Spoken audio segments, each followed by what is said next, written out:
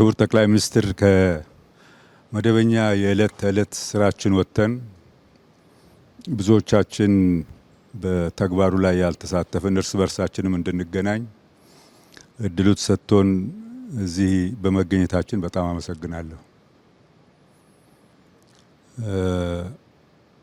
በፌዴራል መንግስት በእርሶ የሚመራ ኢኒሼቲቭ እና በክልሉ የተሰሩት ብዙ ስራዎች ከገመትኩት በላይ ናቸው። እውነቱን ለመናገር ከገመትኩት በላይ ናቸው። በልጅነት እኔ ባሌ ጠቅላይ ግዛት ይባል ከነበረበት ዘመን ነው ማውቀው እና በኢትዮጵያ ውስጥ መረጃዎች ወስጄ ሳሰላ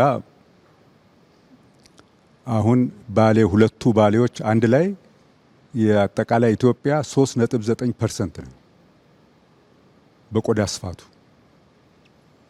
ይህንን የሚያክል የአገሪቱ ክፍል እኔ በማውቀው ዘመን መሀል ካለ ልማት ተነጥሎ ምንም አይነት ይሄ ነው ተብሎ ሊጠቀስ የሚችል የልማት እንቅስቃሴ ያልነበረበትን ዘመን ሳስብ በእውነቱ ለአገሬ አዝናለሁ።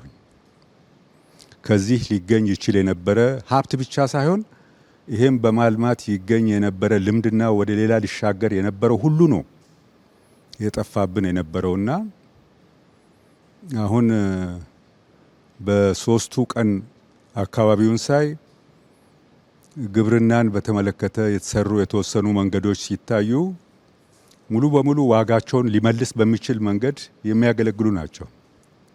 ከፕሬዝዳንት ሽመልስ ጠይቄ ነበርና ምን ያህል መሬት ለመሆኑ እዚህ በሰብል ለማልማት ታርሷል ብዬ ስል በሁለቱ ባሌዎች ወደ 1 ሚሊዮን ሄክታር መሬት ታርሷል ሲባል ይህንን በ20 በመቶ ብቻ አማካይ ምርታማነት 20 ሚሊዮን ኩንታል በላይ ሊወጣበትና ለመላው አገሪቱ ሊሰርፍ የሚችል ነገር ያለበት ኤሪያ ነው የተዘነጋ የነበረው ማለት ነው።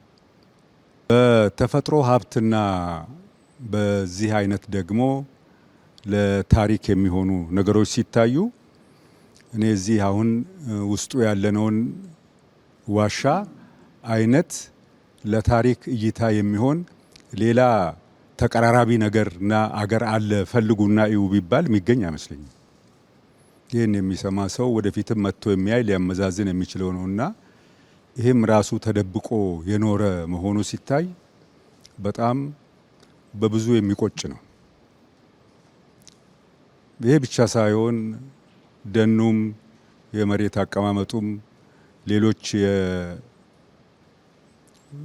የዱር እንስሳትን ብንመለከት በዚህ ሁለቱ ዞኖች ከ360 ሺህ ሄክታር መሬት በላይ ለዱር አራዊት መመደብ መቻል ከፍተኛ ደግነት ነው። ለአገር ከፍተኛ ደግነት ነው። ለአካባቢው ብቻ ሳይሆን ለቀረው ዓለምና ሕዝብ የሚሆን ነገር ያለበት ቦታ ስለሆነ የተሰራውን የተወሰነ ነገር ሳይ ይሄ ዞንና ይሄ አካባቢ የተደረገለት ነገር ምን ያህል ነው ካለው አለኝታና መጠን ጋር ብዬ ሳስብ ገና ብዙ የሚቀር ነው።